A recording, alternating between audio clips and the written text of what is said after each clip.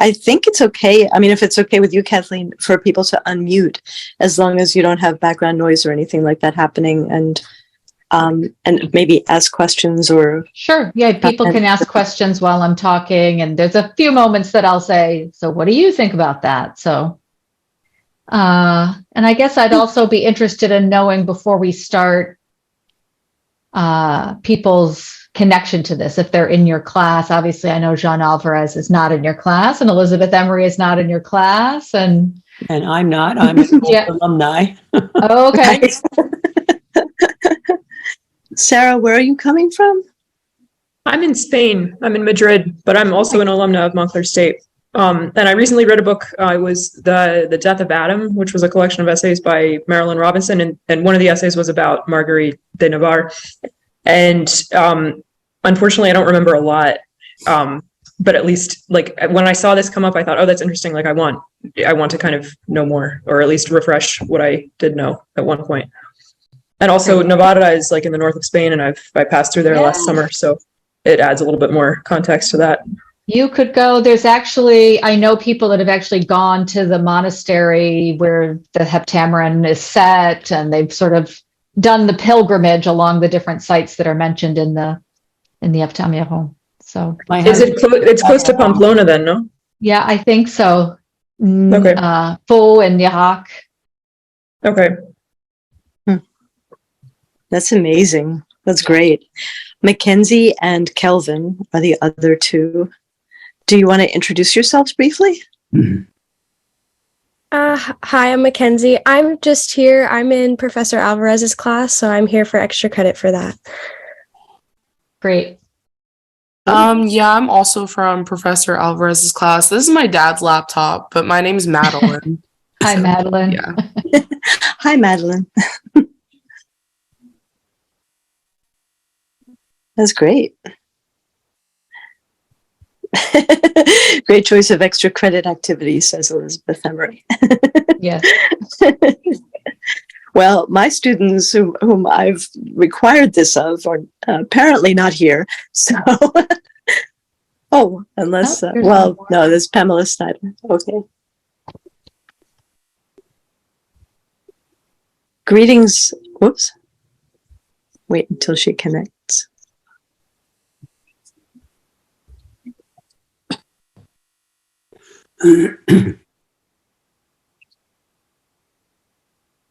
Hello. Hi. Pamela, do you want to introduce yourself? Oh, yes. Hi, I'm Pam Snyder, and I teach fashion history classes both here at MSU and at the Fashion Institute of Technology. Oh. I just covered 1500s, sorry, and your subject matter I had a slide for yesterday, so very neat. Yes, I'm very excited to listen in, since I just talk about the clothing, not their lives. Mm-hmm. Thank you for doing this. Thank you for coming. Thank you, Ken. And I'll just hand it over to you. I mean, maybe you can introduce yourself in a few words, but thanks very much for being willing to do this. Yeah. And I'm excited. Me too. Thank you so much for inviting me to do this. So my name is Kathleen Loysen. I'm an associate professor of French in the Department of World Languages here at Montclair State. And my my research specialty is women's literature of the 16th and 17th century in France. And so I do a lot about story collections and representations of women telling stories and conversing, and that's everything that happens in the Heptameron. So I will just get started. Now, I didn't quite know who the audience was going to be, so I actually prepared the beginning of my lecture just sort of doing some basics in terms of what is the Renaissance. So I hope that's not too basic for some parts of the listening audience. So I will share my screen now. Actually, I think that's very helpful anyway, because the term itself is something to discuss sometimes. Exactly. Okay. So this idea of Marguerite de Navarre and what she has to teach us today. And so, as I said, I just wanted to start out with a little bit of history and how historians have tended to delineate historical periods. And so that is, before we start talking about the amazing Renaissance woman, Marguerite de Navarre, we should understand what is meant by the term Renaissance. And so traditionally, historians of Europe have referred to antiquity, ancient Greece, ancient Rome, the ancient Hebrews, etc., lasting until the fall of the Roman Empire in the middle of the 5th century. And this would be followed by the Middle Ages, lasting approximately 1,000 years. So then we're talking from the 5th to the 15th century. And then that would be followed by what we would call the Renaissance. And so in France, the Renaissance is usually dated from the mid-15th century, although the Italian Renaissance is considered to have begun much earlier. And then you see the other periods. The classical century in France is the 17th century, followed by the Enlightenment. The modern period is sort of delineated from the age of the revolutions, the French and the American and the Haitian revolutions. So that would refer to the 19th and 20th century. And so one big question to ask is, if that's the modern period, what are we living in now in the 21st century, in the early 21st century? But as Professor Fogel did point out, terms like the Renaissance and even terms like the Middle Ages have definitely fallen out of favor today, and certainly don't ever refer to the Dark Ages, right? So can anyone think of why that might be the case? Why terms like Dark Ages, Middle Ages, and Renaissance might be falling out of favor today? Is it because they refer exclusively to like Western European or European history in general, or?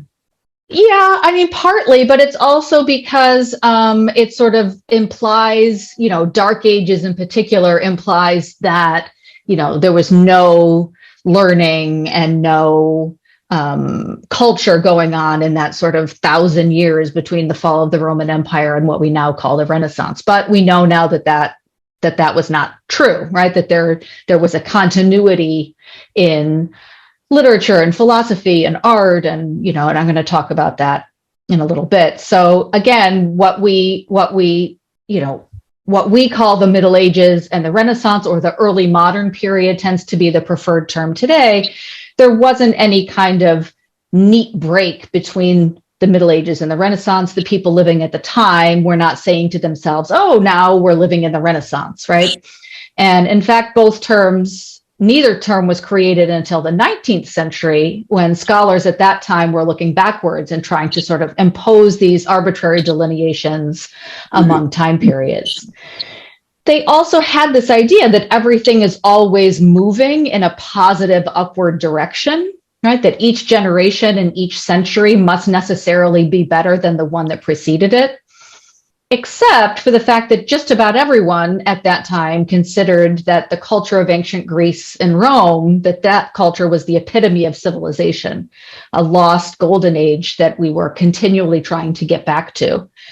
So during the period when the focus shifted to other sorts of sources and texts, the 19th century scholars considered that to be a dark age or a fallen time in between two others. And that's why they called it the Middle Ages.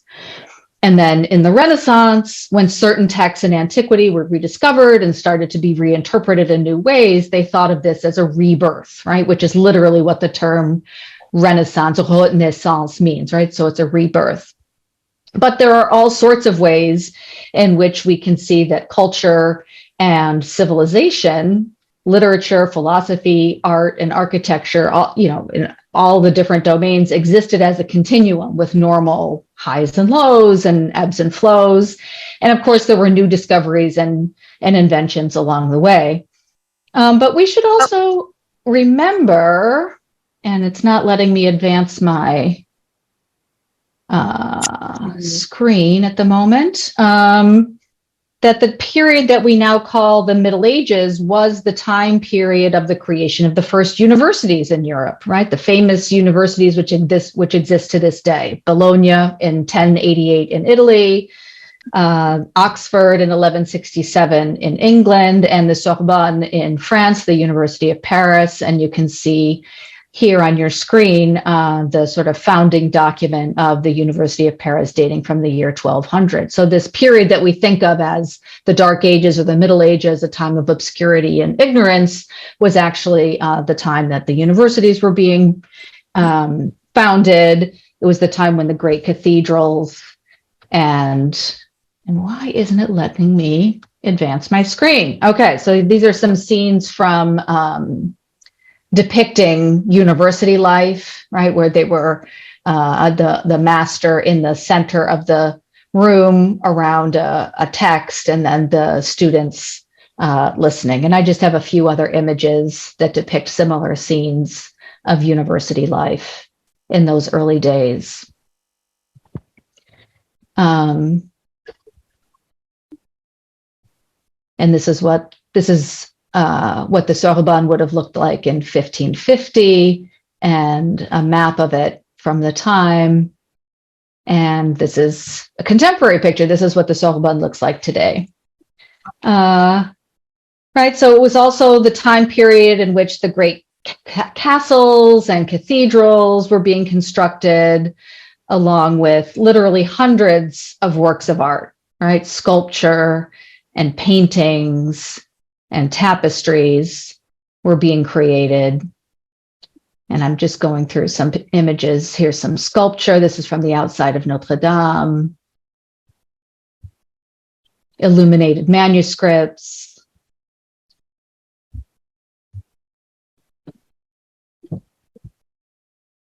Stained glass windows. This is a great art form that flourished in the Middle Ages. The Bayeux tapestry. Tapestry was another way of telling stories and depicting great events. The Bayeux tapestry, which commemorates historical events.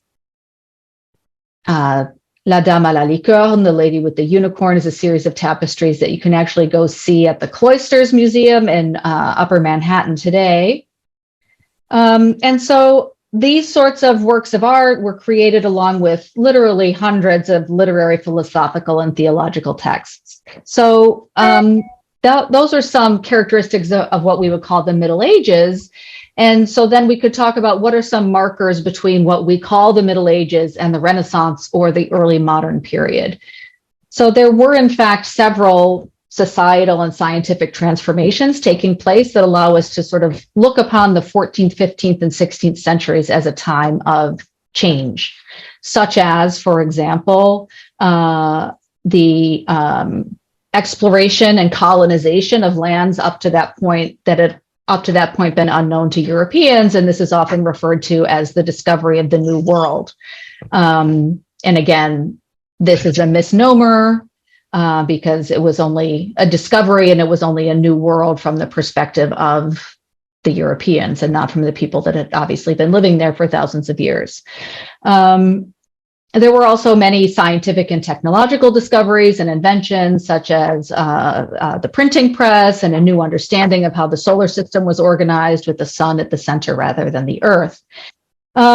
And so we could talk about how such factors and lots of other factors started to change how people understood their world, their place in the world, and how they communicated about it. With the printing press, there were more books available to the public instead of the previous total dependence on monasteries and monks or the royal courts and clerics, where books had previously been copied and recopied by hand.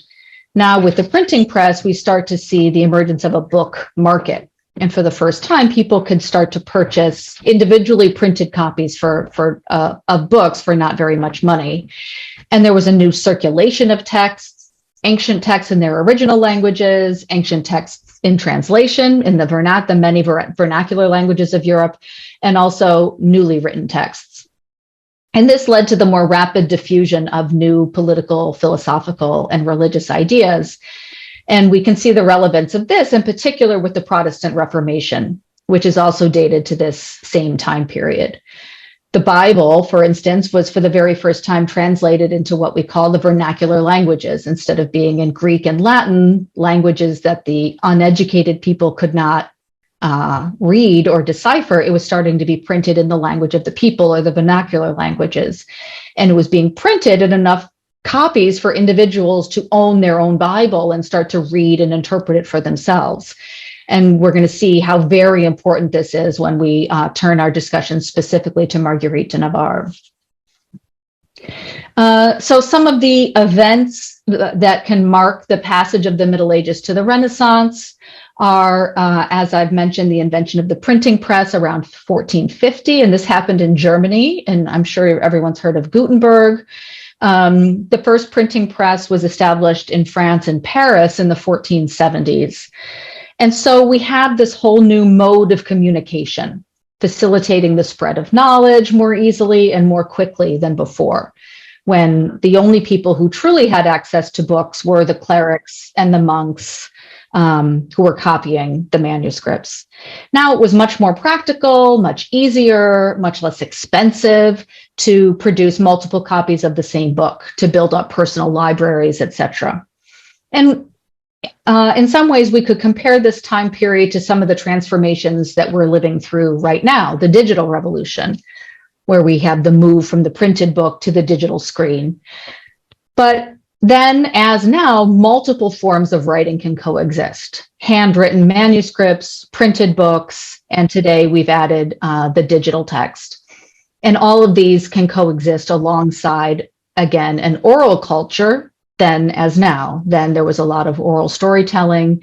Today we have the radio and podcasts and visual media like the cinema, etc. Another factor is the fall of the Eastern Roman Empire or the Byzantine Empire. That happened with the conquest of Constantinople by the Ottomans in 1453. And many intellectuals had been studying and living in Constantinople for many years, copying the ancient Greek and Roman and Hebrew and Arabic texts. But when Constantinople fell to the Ottomans, many of them fled Constantinople during this time, and they went first to Italy, bringing their manuscripts with them. And this is one of the reasons we say that the Renaissance began in Italy, this new focus on the ancient texts. This same year, 1453, saw the end of the 100 Years' War between France and England. This was a series of wars that had actually gone on for much longer than 100 years. They lasted from 1337 to 1453. This is the period of Joan of Arc. And this was a period of total devastation for both countries. But once this period came to an end, we see a period of economic and cultural revival. Again, we have Christopher Columbus's quote unquote discovery of the quote unquote New World in 1492, which just happens to be the same year that Marguerite de Navarre was born, 1492. The principal European countries involved in the exploration and the colonization of the Americas were Spain, Portugal, France, and England. And they discovered not only lands previously unknown to them, but also people and civilizations and ways of life and social and cultural contexts. And so they were forced to consider for the first time, Europe within a broader network, one beyond the previously known world of Europe, Africa, and Asia. And this was in many ways, paradoxically, both the beginning of Eurocentrism and kind of the end of Eurocentrism, because some philosophers like Montaigne started to sort of realize that perhaps the European way of life was not the model or the standard or the best. One other thing that you might mention is a little bit before this time, you had the real disaster, the Black Plague. True. And then you had at one point, there were 4 different popes at the same time, that great schism. And those happened quite together. And so that sort of loosened up things to help the Renaissance, because the Catholic Church was completely degraded. And then the whole thing of the Black Death actually knocked off a lot of old-term aristocrats. Very true. Very true. And I'm not going to get into, all the theological and social causes of the Reformation, but I will mention Martin Luther's 95 Theses in 1517. Does anyone know, just sort of, it's hard to put that in a nutshell, but does anyone know in a nutshell what that was about? the publication of Martin Luther's 95 Theses in 1517? Well, it was mostly about the practice of indulgences, that you could buy your own stairway to heaven, so to speak. Correct. And so Luther started to point out he began his life as a Catholic priest and monk, but he started to see the corruption and abuses within the Catholic Church, and in particular, as Professor Alvarez is saying, the sale of indulgences, right, which were a sort of a get out of jail free card or a get yourself into heaven early card, right, that you could buy. And there were all sorts of not only reasons of corruption, the corruption and abuse that this led to, but also just theological reasons why Martin Luther objected to that. In terms of the question of free will and predestination, and whether buying this piece of paper was actually going to, change God's mind about someone's fate, right? If we have an all-knowing, omnipotent, omniscient God who's already sort of predetermined everything, what is the role of this indulgence that you are purchasing from the hierarchy of the Catholic Church? Also, Kathleen, I don't know whether. Go ahead. My students were going to read a bit of the Chaucer. One of the colorful characters is the pardoner, who has whole satchels, with all this stuff, piping hot from Rome, Right. Was there another comment? No. Well, I wanted to add that, I think of Martin Luther, but I guess because I've heard and read people talking about Martin Luther as a priest who didn't suspect really that he was starting his own religion when he started this whole thing, but he was trying to reform the church internally. Yes. And, and there were councils and so on that people were actively trying to reform from within. And then there, at the same time, the phenomenon that you were talking about of people being able suddenly to read the scriptures in their own language and to listen to people like, we just had a guest lecture about George Fox and just about people who they didn't maybe consider themselves to be breaking away from the church, but to be sort of purifying it. And exactly. And that's why they were called reformers in the beginning and not Protestants, right? Protestant was sort of a pejorative term that was applied to them later, but they saw themselves as reformers, purifiers of the church from within. Martin Luther was not setting out to break away from the Catholic Church in a permanent way, but to sort of purify it of all of this sort of extra stuff that had built up around it that was not originally in the Bible, right? So we wanted to get back to the original text. What's in the Bible? What can we read there? What's the pure doctrine and the pure word of Jesus Christ? Of course, point out to my students is that there was actually not a Bible until about 300 years after Jesus. So there was a Christian church for 300 years before there was what we call, I think it's the Council of Chalcedon, that eventually puts together the Bible together. So, I point out that's really nonsense that the church is based on the Bible, because you had churches for 300 years before there was a Bible. Yes, what I was saying was that Martin Luther was trying to get them away from all the sort of accretions that the Catholic Church had piled on top of the original doctrine over the years, things that, were created by the human hierarchy over years. Yeah, over hundreds of years. Luther was not a revolutionary. He refused to back up the peasants' revolt and so on. So he was for the status quo, and he was a reformer. Mm-hmm. I agree. So if we turn then to literature, in particular, sort of against this backdrop, one main idea to keep in mind is that literature during this time period was, even while the print revolution was underway, literature was a social phenomenon, right? All through the Middle Ages and continuing into the Renaissance and beyond, literature was shared aloud in social settings. And I have just a couple of examples here. artistic depictions of that. So stories were exchanged aloud as a social activity, whether it involved one person who had a book and reading that aloud for someone else, or simply telling stories aloud without the support of a written text. A story the teller had heard others tell and had memorized and was retelling, or a new story that they could be inventing on the spot. Silent private reading of individual books was a relatively new phenomenon. And we will see this precisely in the Heptameron, the representation of an oral storytelling circle. So when we start to look at a text like Marguerite's Heptameron more closely, we need to understand some literary terms like what's the difference between an author and a narrator and a character, and what's a frame story and what's an inserted story. What do any of these terms mean to maybe some of the students in the group? What would you say is the difference between an author and a narrator? For me, an author is someone who writes the story, and then a narrator is someone who tells the story for the author. From within the text, are you saying? Yeah. And so who creates that narrative voice?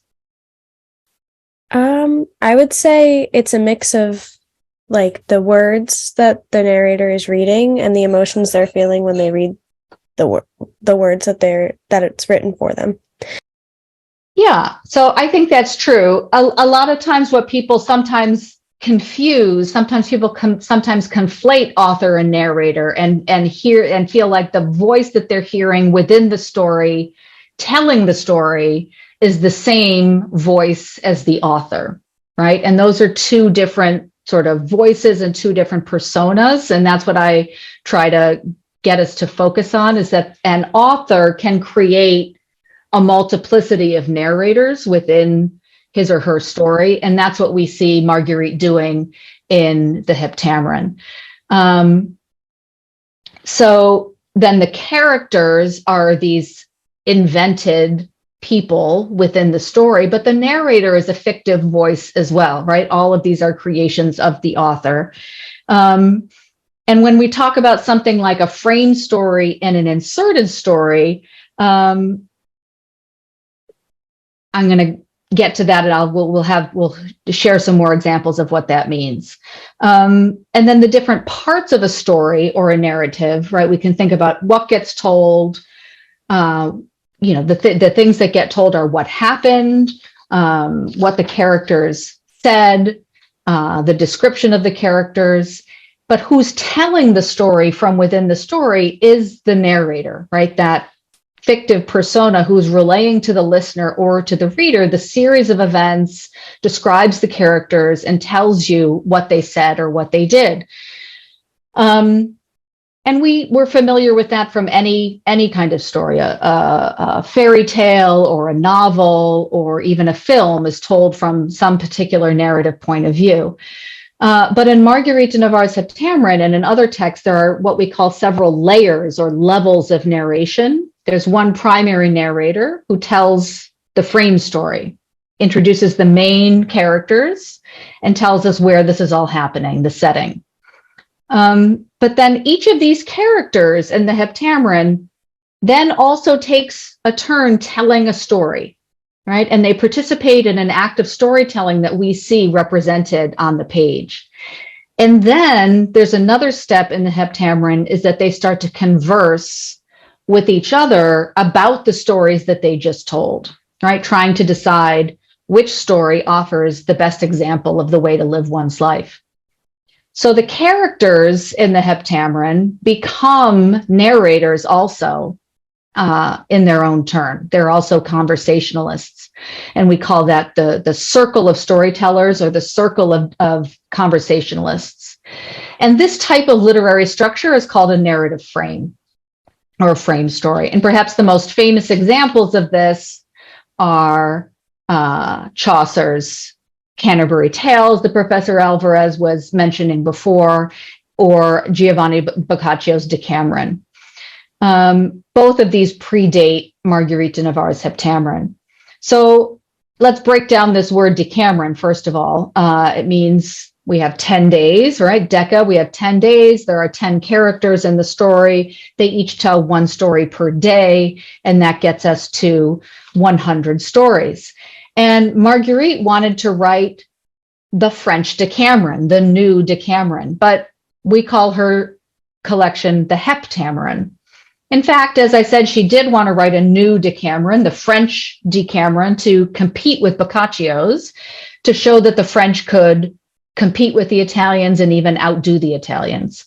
Unfortunately, when she died, her work was unfinished, or some people say that she wrote all 100 stories, but we just have lost them today. So now we only have 72 stories, and hence that's why we call it the Heptameron, Deca for 10 and Hept for 7. She was not the first person to want to write the French Decameron. There are other texts from the 16th century called in French Les 100 Nouvelles, the 100 new stories. And so these are nouvelles. Nouvelle is the French word for a short story, but they are also new. And the same word for new is the word for story. So they are nouvelles. They are not Boccaccio's nouvelles. Everyone wanted to imitate Boccaccio's model, but to surpass him if possible. They believed that the transmission of knowledge, power, and prestige had passed from the ancient Greeks to the ancient Romans, to the contemporary Italians, people like Boccaccio and Dante, and now it was being passed to the French. So they sort of saw themselves as the latest and the best in a long line of intellectuals. So again, this French word nouvelle is interesting because it not only means new, and it also means short story, but it also means news. Right? It is the term used to refer to a short story, but the authors played with these multiple meanings in lots of ways. So these nouvelles could be understood as the news of the collectivity, or even as gossip. And there are lots of thinkers, lots of critics today that sort of look at the nouvelle as collections of news or gossip. So who was Boccaccio? Boccaccio, who was Marguerite de Navarre's model. He was a famous Italian short story writer from the 14th century. He lived from 1313 to 1375. And his Decameron dates from the middle of the 14th century, 1349 to 1351. It wasn't translated into French until 1414 by someone named Laurent de Premierfait. But Premierfait had not translated the work directly from Italian into French. He based his French translation on a Latin intermediary. So it had gone from Italian to Latin and then into French. He dedicated his translation to Jean, the Duke of Berry, which at that time was a region of France.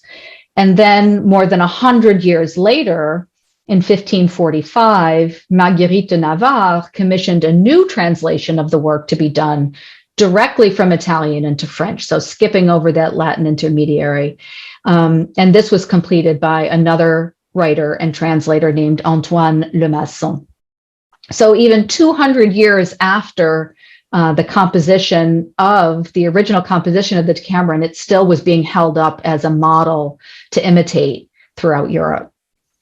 Marguerite herself was the sister of the King of France, Francis I, and I'll just give you a quick picture, a quick image of him. This is a portrait of François Ier, Francis I of France, by Jean Clouet. This dates from the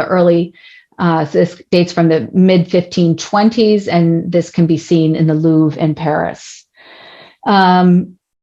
So Marguerite de Navarre, the dates of her life are 1492 to 1549, and the Heptameron was written during the decade of the 1540s. So Marguerite has a very interesting sort of genealogy. She was the daughter of a count, Charles de Valois-Orléans, who was the Count of Angoulême, and his wife, Louise de Savoie. She was the great niece of another poet, a 15th century poet, Charles d'Orléans. She was the older sister of the King of France, François Ier. He was born in 1494. He began his reign in 1515 and died in 1547. Her first marriage was when she was 17 years old in 1509 to Charles d'Alençon. Royal marriages, noble marriages in general at the time tended to be political affairs, and this marriage was arranged in order to resolve a territorial dispute between the Angoulême and the Alençon families over the rights to another region called Armagnac. So this marriage between the Angoulême family and the Alençon family sort of settled that dispute. Unfortunately, that husband died in 1525, and 2 years later, she married Henri d'Albret, who was the king of Navarre in 1527. And I'll show you a map of Navarre. And it's interesting that we have someone in the audience here from Spain today. So this is a map dating from, it's a little cut off here, 1407. It's not an actual map dating from them, but it depicts what the boundaries of the regions and the duchies at the time. So France was not one united kingdom, and Navarre was its own separate kingdom, right? Today it's a region of France, but at the time it was a kingdom that sort of straddled northern Spain and southern France. And you can see all these other counties and duchies and kingdoms all around what we know as France and Western Europe in general.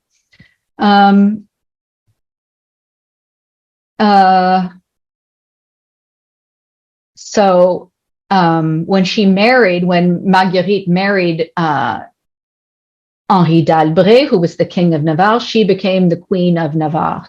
And so in various texts, sometimes you'll see her referred to as Marguerite d'Angoulême by her father's name, or Marguerite d'Alençon by her first husband's name, or Marguerite de Navarre or Marguerite d'Albret, referring to her second husband and her status as the Queen of Navarre.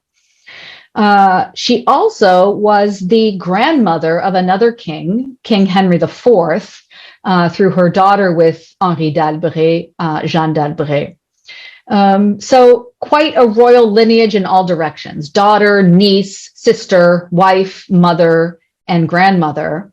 Navarre would become a definitive part of France in 1589 when her grandson, Henry IV, ascended to the French throne. She was then a royal woman, a woman of the court, a patron of the arts, a patron of literature, a writer herself. She was educated. She spoke, read, and wrote several languages. She encouraged others to write and to translate, for instance, the works of Plato or the Neoplatonic philosophers, and Boccaccio, as we were referring to earlier, and many others.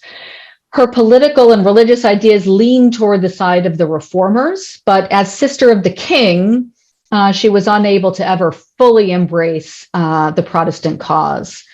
She protected many of the reformers, and you can see some of the members of her circle here: François Rabelais, Bonaventure des Perriers, Clément Marot, who was François I's valet de chambre, and he was also suspected of reformist sympathies.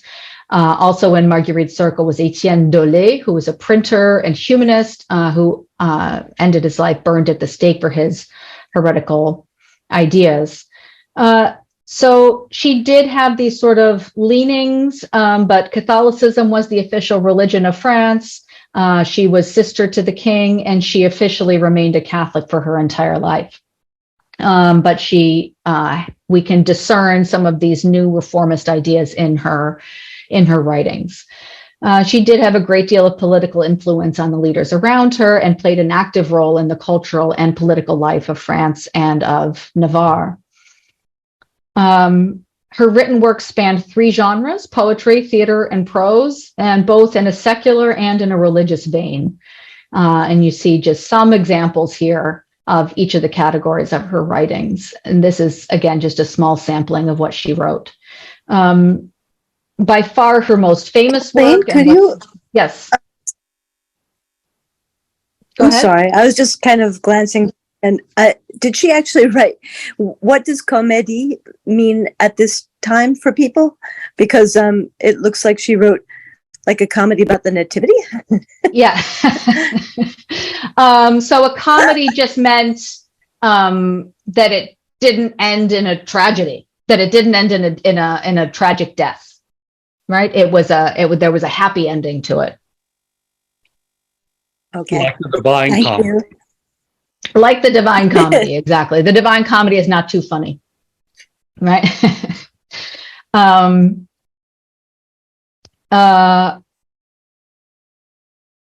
certainly her masterpiece was considered the Heptameron, composed in the 1540s, but not published officially until after her death, until 1559. And again, it was a collection of 72 stories inspired by Boccaccio's Decameron. So in her Heptameron, we see a frame story introducing the setting and 10 main characters. And there were 5 men and 5 women. That's going to become important as well. We see the division into days, and each day, each of the 10 devisants or conversationalists tells a story. And then there is conversation and dialogue between the stories where they debate moral and philosophical questions, love questions, and also religious questions. What she imitates from Boccaccio, excuse me, before I get to that. So this book is the most famous as well as the most tightly structured of all the story collections of the French Renaissance. And it's 3 elements: the narrative frame, the stories themselves that were inserted into the frame, and then the conversation mediating between the two. These 3 elements were all very carefully balanced. And so we can see this alternation between storytelling and conversation on the part of the characters. In the structure, there were intended to be 10 days, as in her model. What we have today are the prologue plus 7 complete days, and then 2 stories for the 8th day. There are 10 members of the storytelling circle. Each one tells 1 story per day, taking turns. And there's gender equity also, the 5 men and the 5 women. The stories themselves all derive from different genres. And these story collections were kind of a way, we can think of that as a way for authors to kind of showcase their talents and display stories with different voices, different tellers, different tones, and different genres. And all of the tellers and narrators interact with one another, react to the stories themselves. And that is the role of the conversations between the stories. That's the site of the debate where the characters can react to the various stories and their messages. And for me, that's really the most radical part of the Heptameron, is this locus of the debate. I was just wondering, was that also a way of Marguerite protecting herself in a sense from being given responsibility for opinions that might not be, appropriate or considered appropriate? So it was a way to sort of express non-orthodox, perhaps, points of view, but sort of diffuse them through the voices of others, right? And sort of see people in debate, have this multiplicity of points of view where no one really predominates over any other, right? But the circulation of ideas gets out there. But sure, it's a way to sort of put these ideas into debate with one another. So what she imitates from Boccaccio is that there's a group of aristocrats in both cases that's isolated from the rest of the world. In the Decameron, the group is fleeing Florence to escape the plague, the Black Plague that Professor Alvarez mentioned earlier. In the Heptameron, they've gone on a pilgrimage, and on their way home, there's a great flood, which again is a biblical theme, and these great floods are blocking their way home. And so in each case, this group of aristocrats has to figure out some way to pass the time. What are we going to do while we wait for either the plague to clear up or the roads and bridges to be rebuilt so that we can return home? So in each case, they decide to tell stories, 10 stories per day for 100 days. for 10 days gets us 100 stories. She also imitates from Boccaccio the narrative frame with the stories inserted and the depiction of the storytelling circle. Who are the people in the circle that are going to tell the stories? But what she adds that Boccaccio didn't have is the conversation between the stories in direct discourse, right? And direct discourse meaning we hear or we read what are meant to be, what we are meant to understand is the actual words of the characters. It's not filtered through a narrator. It's not summarized, right? It's supposed to be the raw, actual words of the characters themselves. And for me, the presence of this conversation, and particularly in direct discourse, is what helps make the book even more radical than it would otherwise be. In between each story, there is this free kind of unstructured conversation. And there's a cycle of conversation and storytelling demonstrating that link between the act of speaking and the act of telling stories. And so how does that cycle work?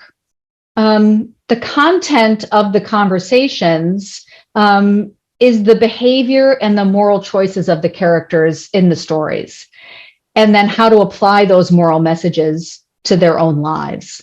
One character might declare, for example, I know a good story that's an example of such and such a virtue. And the others will debate, is this an example to follow, or is this not an example to follow? So the conversations are debates about the moral and ethical import of the stories, but they never reach consensus, right? They don't reach agreement about how to interpret these stories, whether they are good moral examples to follow or not. And this very disagreement becomes the reason for telling a new story. The lack of consensus within the conversations, these points of disagreement lead to one of the characters declaring, well, if you think that's so, if you think you're so right, then you've got to prove it. You've got to prove it. You can't just declare your opinion. You have to prove it with an illustrative story and an example. The proof that they offer for their opinions, the demonstrations that they trot out for the validity of their opinions, those are the stories themselves. So the stories illustrate the moral and ethical principles that the members of the circle are supporting during their conversations. And it becomes this vicious cycle. They never reach equilibrium or consensus. There are always multiple points of view confronting each other in the conversations. And each opinion is able to be supported by a story, right? They even say in the book, there's nothing new under the sun. You can't come up with anything. You can't hold any opinion that can't be proven, quote unquote, by an example drawn from real life. And that's what they say in the book, that the tales they're telling are true. They're based on real life. Then they maintain this. This is a rule they set in the prologue, and they maintain this throughout the book, that the stories they're telling are things that they heard or saw or heard from a reliable source. And this is why they insist that their stories are true. If you want me to change my life, if you want me to change how I envision my moral system based on an exemplary story, it's going to be more effective if I believe that the story that you're telling me is true. Now, we know that these stories were not actually true. They all have literary sources going back, or mostly have literary sources that we can trace back hundreds of years. But this focus on the truth is what I see as truly radical in the text and in the life of Marguerite, and why we should look to her today. In this work and many of her other works, she explores the issue of, in particular, women's authority, women's oral authority and moral authority, if I can sort of play on that term. Right, so we're sort of trying to determine what kinds of texts are considered authoritative. Do only oral text, can an oral text carry any weight, or do only the ancient written texts matter? Do women have the right to speak authoritatively and offer moral lessons, or is that only men? And so the 5 women of the group of conversationalists, they're experimenting with inhabiting positions of authority within their circle. They're following the stricture that Marguerite establishes in the prologue of telling stories that are at the same time true and based on their real world observations. The men are also bound by the same paradigm, but it is the women who are portrayed as coming to terms with the notion of their own authority for perhaps the very first time. And within this restricted and secluded context, they say, one of the women declares, "Au jeu, nous sommes tous égaux." And that means in this game, this storytelling game, we are all equal. And she's explicitly saying that the men and the women are equal to each other, which was certainly revolutionary at the time. So it begs the question of whether, if she's saying in the game, we're all equal, by comparison, by contrast, outside of this game, when we go back to our real lives, we're going to go back to not being equal anymore. The stories that are represented, the stories within the represented scene they assert that they derive from lived experience. They're presented as true, more true than written stories or literary stories, right? So they're written stories that are pretending that they are the transcription of oral stories, and so therefore they're more true than stories that are just made up in someone's head. So at the same time that this female author of this plainly literary collection is playing with the definition of truth and authority and authoritative sources, right? What counts as an authoritative source? She also presents her female and her male characters as grappling with the very same issues. These are women that are kind of trying on the suits of moral authority that were traditionally donned by men alone. But with an epistemological twist, they will substitute lived experience transmitted orally for the written auctoritas or authority of the male authors and authorities of the traditional community of authors. So in many ways, we can see the storytelling circle as presented in the Heptameron as an experiential and perhaps experimental classroom with an elder woman at the center, right? If we go back to these images of the university classroom, first of all, there were no women in them. And certainly the person inhabiting the position of authority, if I can get all the way back there, certainly the person inhabiting the position of authority in the center of the room was not a woman, right? But Marguerite is sort of destabilizing all of that. In her classroom, her imaginary classroom, there's an elder woman at the center. The person granted the most authority is an older woman named Oisille.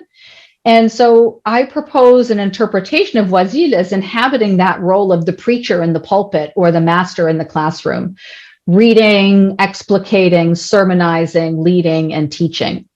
And here we can draw many connections to the changing paradigms brought about by the Reform movement, of which Marguerite was a sympathizer. The promotion of a direct human connection with the Holy Word in the vernacular. Go back to where I was before.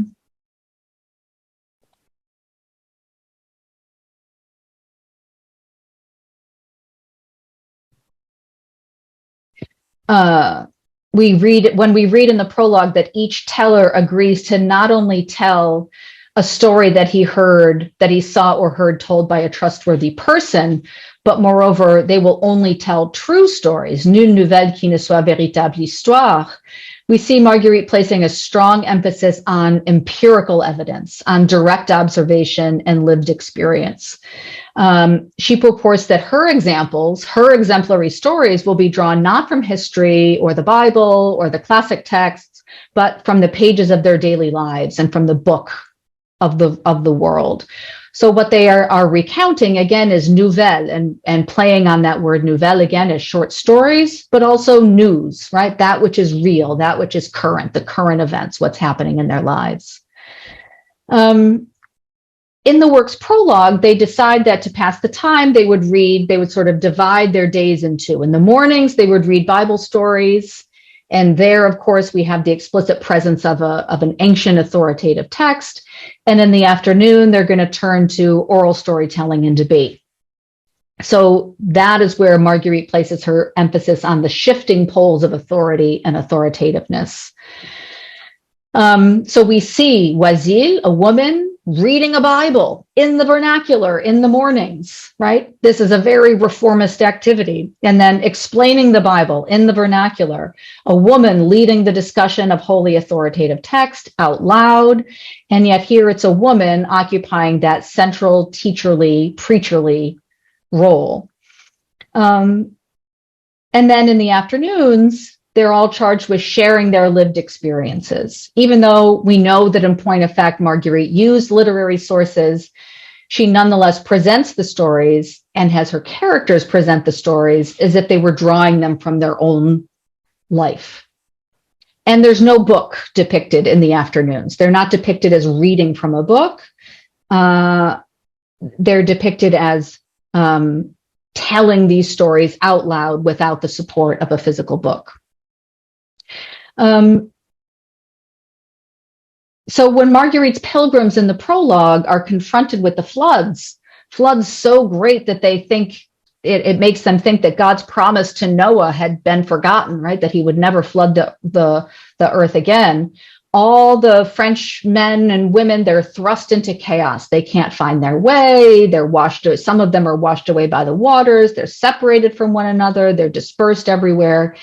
And in the midst of this chaos and this turbulence, there emerges one singular, female, calm, authoritative presence, right? This elderly widow, Oisille, right? A widowed woman with much experience named Oisille, deliberated to make them forget all their fears.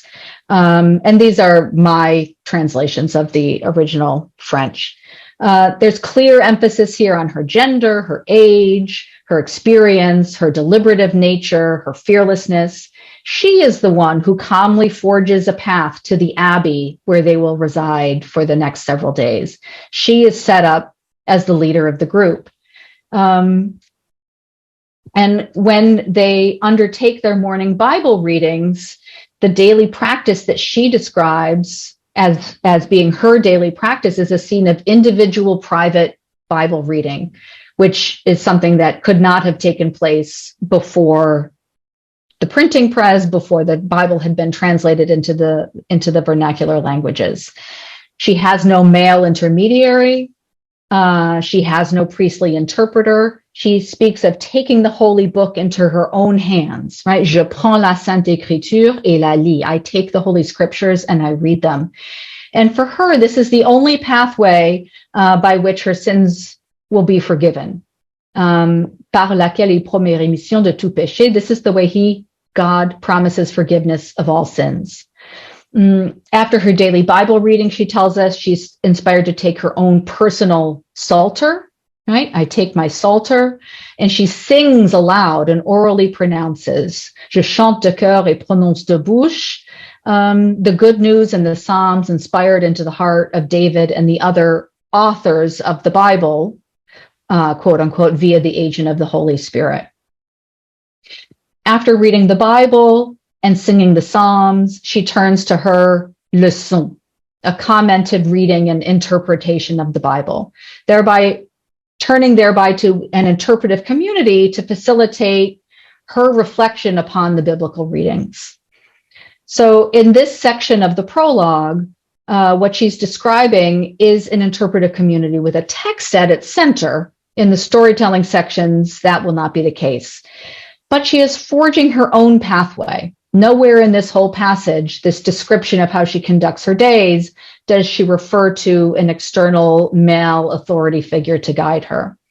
And she even acts as her own confessor, right? Instead of through the intermediary of a priest. She asks forgiveness directly from God, right? Pour demander pardon de mes fautes et le remercier de ses grâces, to ask forgiveness for my sins and thank God for his grace. Clearly, this is all heavily influenced by reformist anti-clerical thinking. But what I would like to highlight is that not only do we have a retaking of the power from the Catholic hierarchy, but that power and authority is then personalized and personified in the figure of a woman.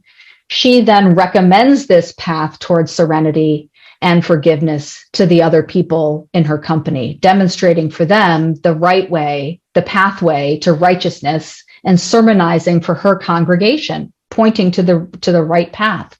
I pray you take my counsel if you want to live joyously, follow my example. Nonetheless, of course, this is just the starting point. Hircan, one of the other characters, acknowledges the truth of what she is saying. He says, what you're saying is true. Those who have read the Holy Scripture will confess that what you say is true. But he says, so he needs to introduce his alternate viewpoint, an alternative wrinkle, an additional possibility. And here already the discussion is launched. It's a collaborative model, like the one we will see throughout the remainder of the Heptameron, but with a woman at the center inviting discussion and debate.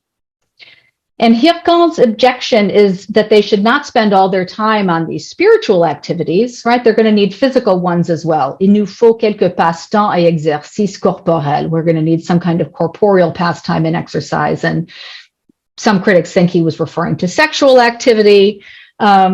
But still, he's situating Oisille as their group leader due to her age, right? He's deferring to her as the one who will decide how they will spend their days. She will be their spiritual leader, but a spiritual leader willing to open up the discussion to what she calls la pluralité d'opinion, the plurality of opinions. And they come upon this project to tell their true stories in the afternoon. Again, each person will tell a story they saw or heard told by a trustworthy person.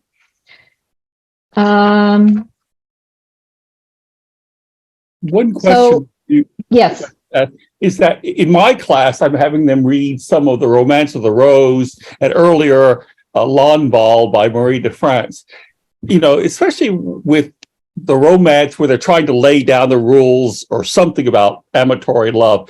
Is there any discussion, or like Marie de France, these lies are very different. They're traditional stories. They're deeply traditional. So this is really quite radical when you think about, but there's something sort of transgressive about, I think, the Romance of the Rose. So I'm just curious, is there any dialogue between these earlier, exemplary works, especially the Romance? So you're asking, does the Heptameron refer back to that as a model in any way? Or is the idea that this is a famous work that I was wondering that any traces or, because that's also a very transgressive work where you have a genius saying things that are completely against the church. And I think of the abbot of Theleme in Rabelais when I'm listening to some of this. Mm-hmm. Yeah. Well, certainly Marguerite, or Rabelais was in Marguerite's sort of circle of writers that she was supporting. I don't think there's any sort of echoes of the Romance of the Rose in the Heptameron. She's looking more toward the Italian models, and even the literary sources that she uses are not the native, the homegrown models, but stories by Lepage and other Italian short story writers. So it's very much this sort of competition with Italy at the time. We want to show that we're better than the Italians. Guerre d'Italie, the Wars of Italy, were at the beginning of the 16th century that her brother undertook. And so a lot of this, the new quote unquote culture coming from Italy, they're trying to show that the French can, whatever you can do, we can do better. Mm-hmm.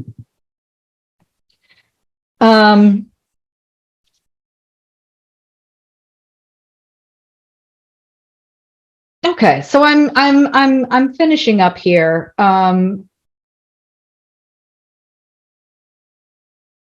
So we've got this oral telling of true stories, a written depiction. So it's very paradoxical, a written depiction of an oral recounting of true stories, which were in fact not true stories. They were literary. They serve to ground Marguerite more firmly in this world of lived experience rather than literature, which is important since her rhetorical intention is to depict the exchange of storytelling and conversation for these moralistic purposes. So the group of divisants, both the men and the women, they're engaging each other in lively debate regarding the moral applicability of the stories and treating their interlocutors as equal co-participants in this search for certainty that they never arrive at, but at least they're all equal on the search, right? Au jeu, nous sommes tous égaux. And also, I just think about when you're looking at, again, roughly the same time with Michel Montaigne, he also stresses lived experience, as opposed to, like, I have my class read on cannibals, where he starts off with that classical reference, and then he really gets into. So Montaigne is very much also the book of experience, his own self-searching. That was my other possibility that I was going to talk about today, actually, was De Cannibal, and also sort of that encounter with the New World, but an imagined encounter because Montaigne actually never left France. So these were all it was based on accounts that he'd read. But yeah, so Montaigne is sort of more directly than Marguerite. He's engaging with the classical texts, right? It's full of citations from, every classical author you could possibly mention. But he's then reinterpreting them and sort of reworking them into his, how they fit into his daily life today. And he says, I am the stuff of my own work, the stuff of my own book. I'm writing the story of a man, my life, and therefore the story of humankind.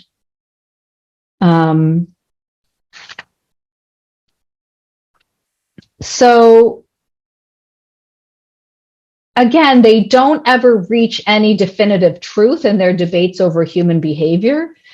All the points of view that they assert are continually referred to as opinions, to which they then offer their stories as proof, exemplary proof. So what transpires is a multiplicity of opinions, discordant points of view, disparate approaches to the game of human commerce. They never reach consensus. And in its place, there's sort of this proliferation of contrasting voices. But we allow for that. Marguerite, one of the first people to sort of allow for this multiplicity of contrasting voices. And one of the most interesting, for me, quotes that I could find to illustrate this is, someone says, well, I would agree with you, right? You've convinced me completely. I would be of your opinion if I hadn't just heard someone else tell me the opposite yesterday, right? So I'm hearing all these different points of view, and I'm trying to make sense of it for myself.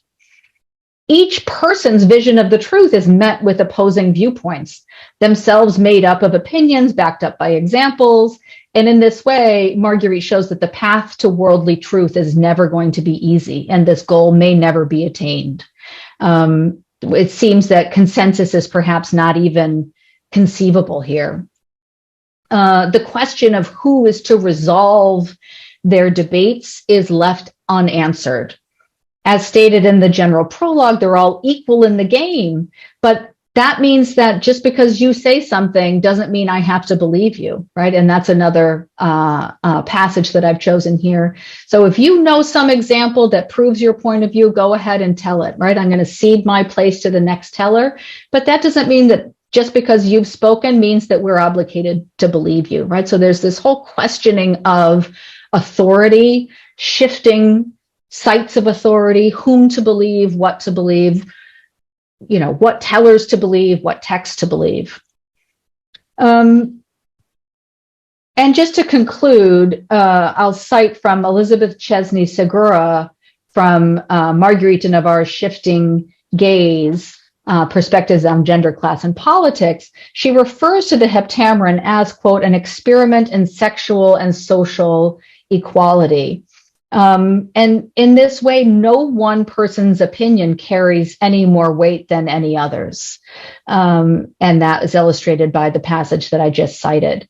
So they're all free to say what they wish, but just saying it and illustrating it does not make it so. And the others are not going to be subject to their point of view just because they express it. In the Heptameron, then, questions of truth are essential to the represented cycle of storytelling and conversation. The cycle is propelled forward through the challenges they submit to one another to provide demonstrative examples of the moralistic claims they make in the conversations. But at the same time, the probative value and the moral usefulness of these illustrations is contested, continually contested through the availability of more and more counterexamples, each of which is drawn from the personal experience of the circle of storytellers. And so it can't be denied.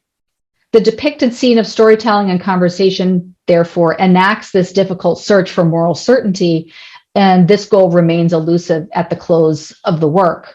And I return to Zagora, who has asserted that, quote, there is much to suggest that Marguerite is rewriting androcentric discourse from a feminine perspective and subverting the dominant patriarchal ideology in the Heptameron. Her spirited and vocal devisantes, the female storytellers, portraits of wives who resist the strictures of patriarchy, rape narratives, invocation of female narratees, and foregrounding of female standpoints. This all supports this thesis.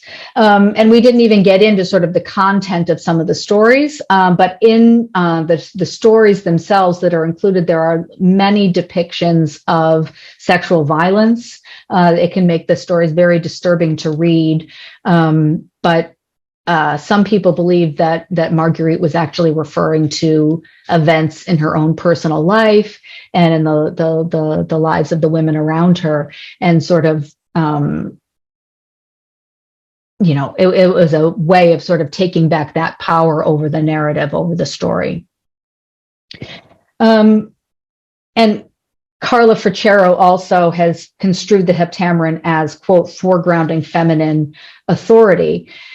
And so alongside the two of those critics, Zagora and Fricero, I also argue that Marguerite's women become authors, right? They become oral authors of the stories they tell aloud without the support of a written text and drawing from empirical observation as opposed to written theorizing. And they also become authorities, authoritative, but never definitive, authoritative voices in this polyphonic quest for certainty. So I hope to have shown that Marguerite sort of was one of the, was one of the people preparing the way for us, this ongoing process of women claiming identities for themselves and being acknowledged as both authors and authorities. And that's what I prepared for you today. Thank you. Thank you so much. There are a few things in the chat that, I don't know whether you want to take a look, but there are a few questions kind of on different parts of what you were talking about. I wasn't even looking at the chat while I was talking, so just give me a moment to look through this.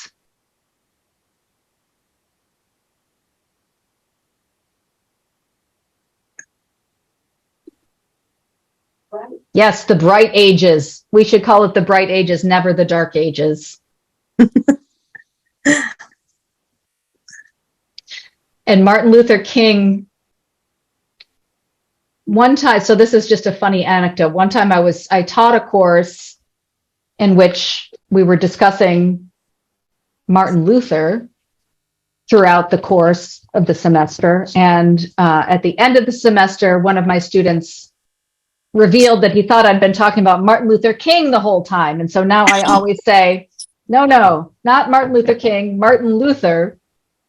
But Professor Emery, you're probably right that that's where he got his name.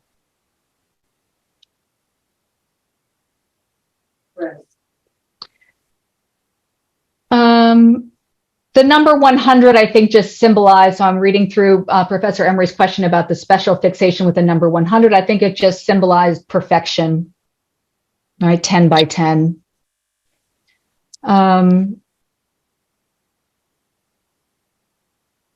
So I also see your question about different people being equally authoritative. And no, there were no non-European voices included in the Heptameron. Okay, she was not looking further afield than France or Western Europe. I mean, certainly there are depictions of Italy and Spain and England, but she was not engaging in this text. She was not engaging with any of the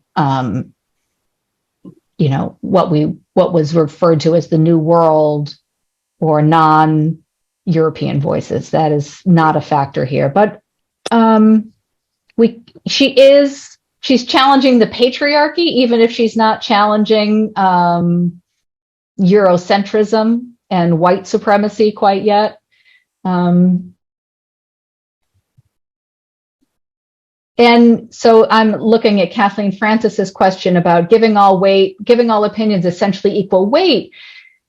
Yes, she did want the reader to form their own moral and philosophical judgments, and that was unusual at the time, right? So prior to the Reformation, certainly in religious matters, there was, so first of all,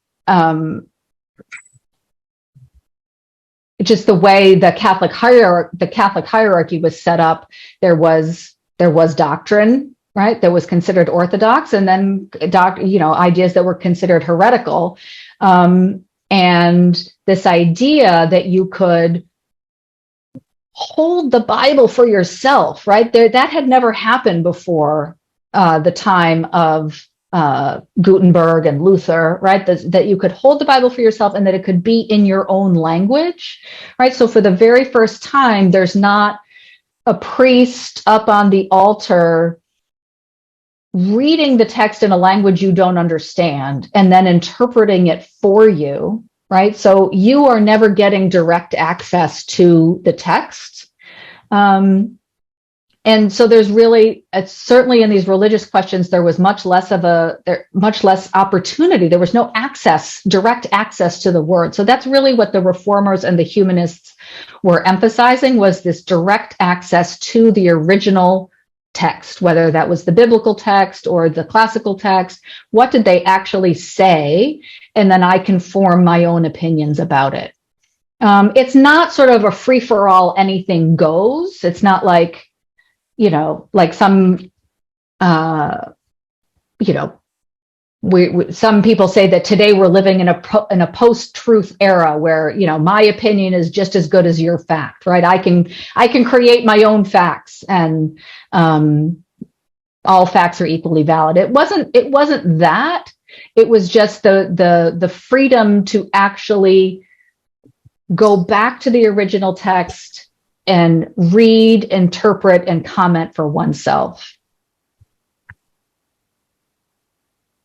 I love that she, I was just going to add, you mentioned before that she commissioned a translation that was from the original as opposed to being from the Latin. And that, yes. I mean, that makes the same point in her life, really, right? That exactly. Right. Everything doesn't have to be mediated by another authority, someone else, right? It's sort of claiming that authority for yourself, but also going back to the direct text. And then I'm looking at Professor Alvarez's comment, a bit like scholastic debate, in that the opinions have to be backed up by a valid source.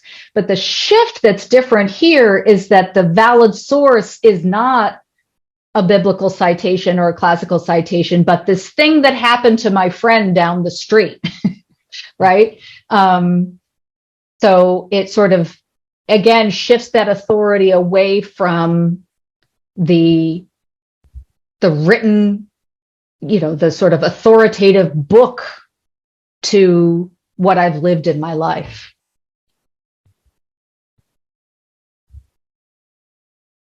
Any other questions? I think I've gone through what was in the chat, and I'm happy to answer any other questions that I can.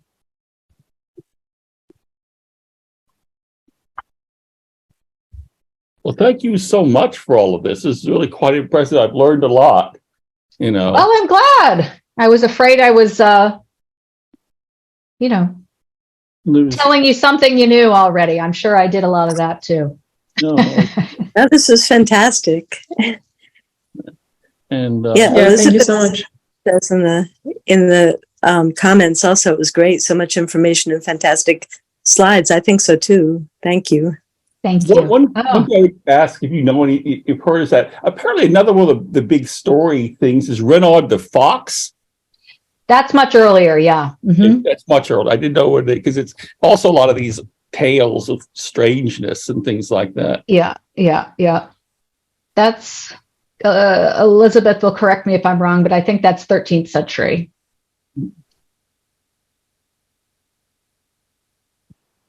Thanks, everybody. And thank you. Thank you, Professor Loysen. Thank you so much. Thank you all for coming. Thank you. Thanks very much. Others of my colleagues here, Professor Mangara and Saxon and Seraphine Agbadou. And just a reminder, we're recording this. It's been video recorded, and so it'll be accessible also online pretty soon. I'm gonna chop off whatever the the odd ending or beginning or whatever. And that should be up on. If anybody wants a link, I can give it to you. And I also am compiling a bunch of guest lectures and people who have graciously consented, as did Professor Loysen, to give these talks, and trying to compile them in a kind of a dummy course right now that's got different perspectives on the Renaissance, the global Renaissance. And I'd love to get notifications in the future as an alumna of some of these guest lectures. I find them really interesting. I'll send around a link. Thank you. Yeah, thank you so much. And bye, everyone. Bye. Take care. Yeah. Yes. Bye. Thank you. Thank you. Thanks so much.